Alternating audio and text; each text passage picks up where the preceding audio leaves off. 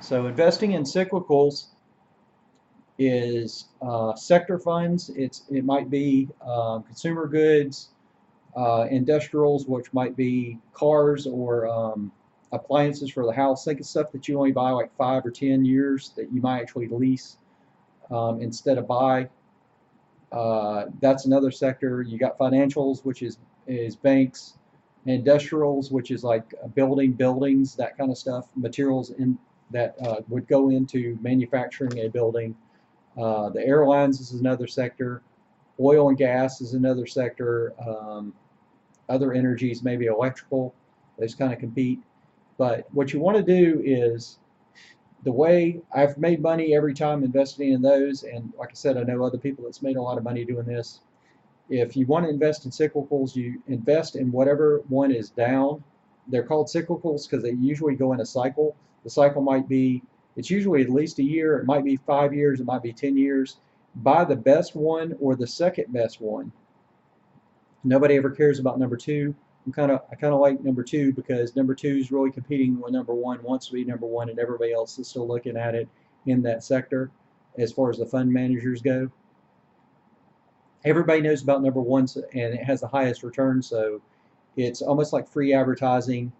There's nobody for the fund manager to compete directly against other than themselves because if you think about running a race, they're ahead psychologically. There's nobody in front of them to try to push past. And the big thing is people are willing to pay extra fees and a higher management fee for number one. So um, Vanguard's not the lowest right now. I believe it's Schwab, if you want to look at funds that charge the lowest management fee overall. And you buy the cyclical that is down, that's number one or two, the best one in its sector. So an example of that might be Samsung that owns Android and Apple. Apple's always ahead, but they're coming out with new technology. I think of them as a drug company. Android say that they come out with some kind of new technology somehow, which I don't know if this has happened. Say that the battery life lasts 30 minutes longer. That would be a competitive advantage. That would be a technological breakthrough for some people. So say it's 30 minutes, it can last 30 minutes longer, so they're ahead. They jump ahead of Apple. You may still want to bet Apple because they can probably match that 30 minutes. And that would be in the technology sector. It might come around that out for the end of that year, the bottom sectors say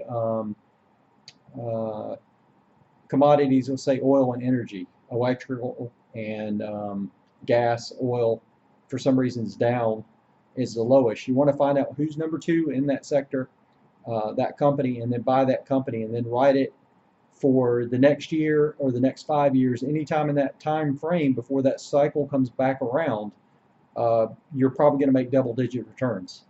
And I don't know of an example where you wouldn't make double-digit returns using those investment vehicles.